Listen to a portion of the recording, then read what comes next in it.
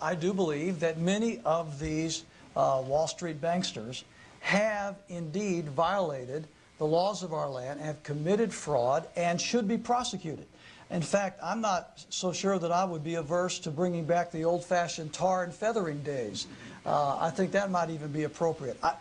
Look, the Federal Reserve System is a fraud. 1913 was not a good year for the United States of America.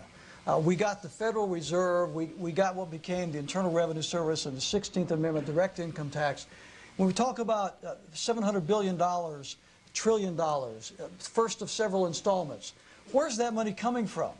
It's printed out of thin air. There's absolutely nothing to back it up.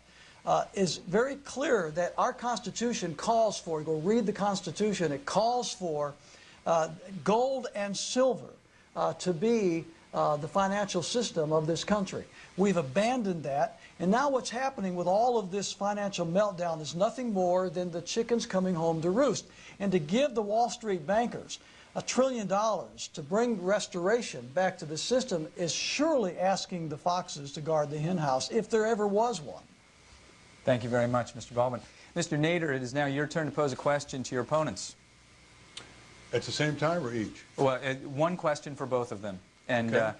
Chuck Baldwin will respond first. We're permitted a foreign policy question? If it's economics related. I mean, we're supposed to talk about economics. But. Okay. The corporate globalization in this country, ensconced in the World Trade Organization and NAFTA, was passed by Congress on a fast track. There was a limited debate, and no amendments were permitted. This is the greatest surrender of local, state, and national sovereignty in American history. Because, one, it gave enforceable authority to other countries to basically challenge our health, safety, labor, environmental, and consumer laws. If you were president, Mr. Baldwin or Mr. Barr, what would you do about WTO and NAFTA, all of which have a 6-month withdrawal option from membership? Again, I'm on public record on this. I've listened to Barack Obama talk about how that he wants to revamp NAFTA. I've heard John McCain say that he wants to expand NAFTA. Remember, it was both the Democrat Bill Clinton and the Republican Bob Dole that first brought about NAFTA. Well, ladies and gentlemen, I do not want to revamp NAFTA, and I do not want to expand NAFTA. I want to eliminate NAFTA. I want to eliminate CAFTA. I want to eliminate GATT and the WTO. I want to get America out of all of that.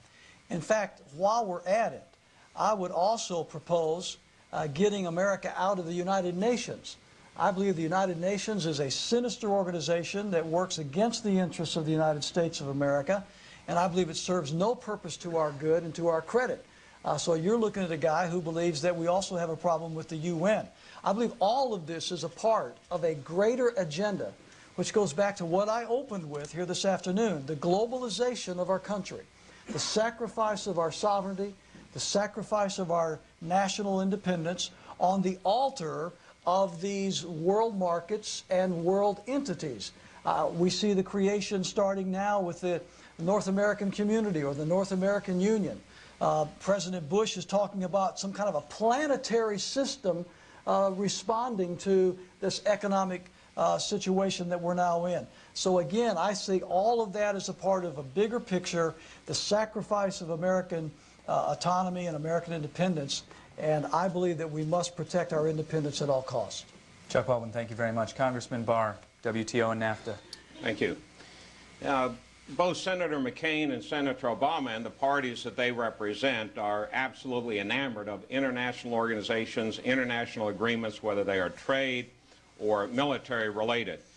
We in the Libertarian Party, and I as the standard bearer for the Libertarian Party, take a much different view. We certainly, as do most businesses and individuals here in Ohio and across the country, believe in the benefits of open and fair trade.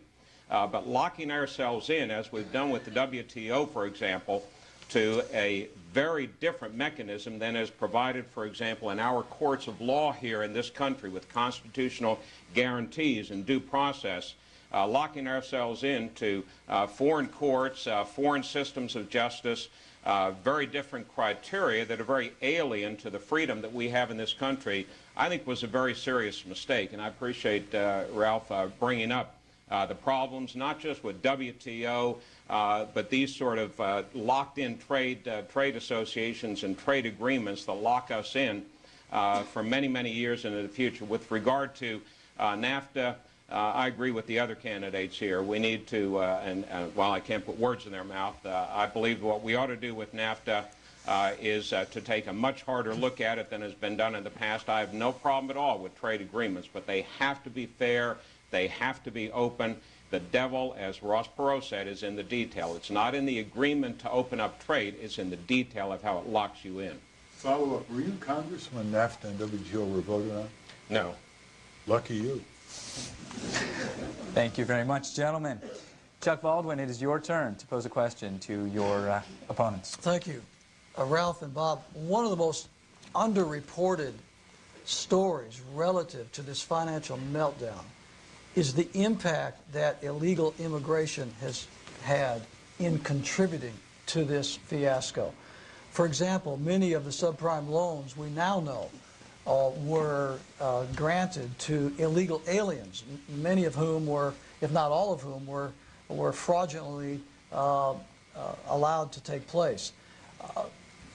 We are very clear, as I've already said in this forum, at the Constitution Party, committed to the security of our borders and the stopping of this illegal invasion that's taking place.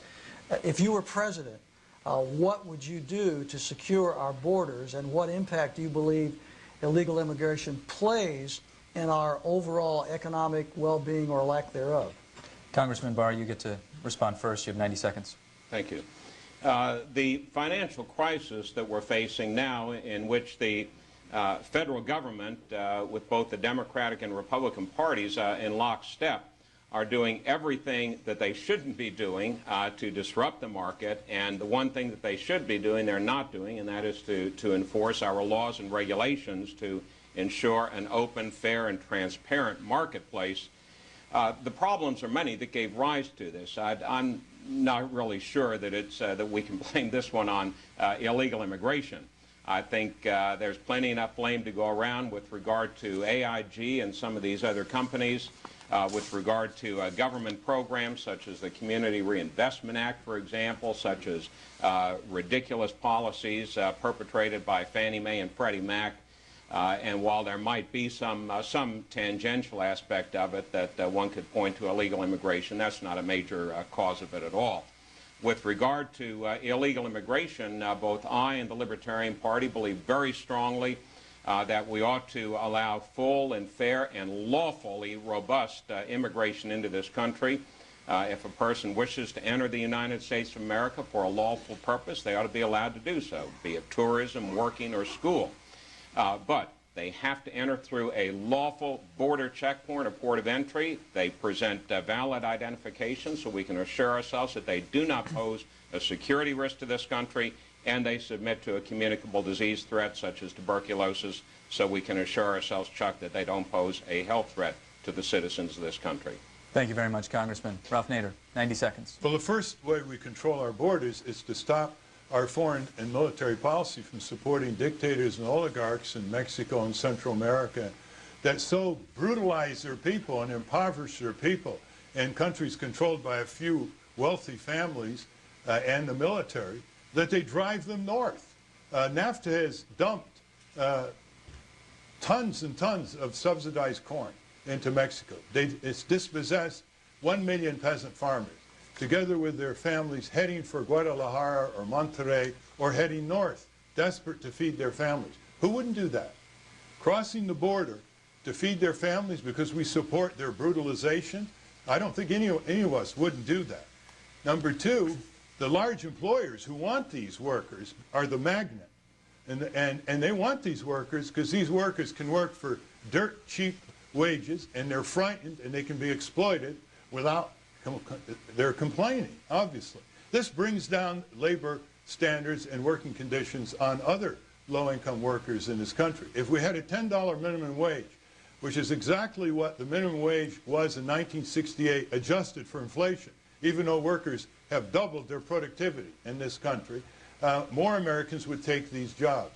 And as long as the unlawful workers are working in this country and they're having their taxes withheld and Social Security deducted, they have to be given equal rights with American workers. Otherwise, they will push down millions and millions of workers, many of whom are minority workers.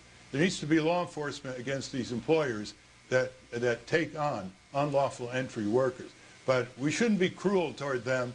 A lot of what they're forced to do is because of our foreign and military policy and the greed of the big chicken processors and meat packers in this country who should be hiring American workers at decent wages.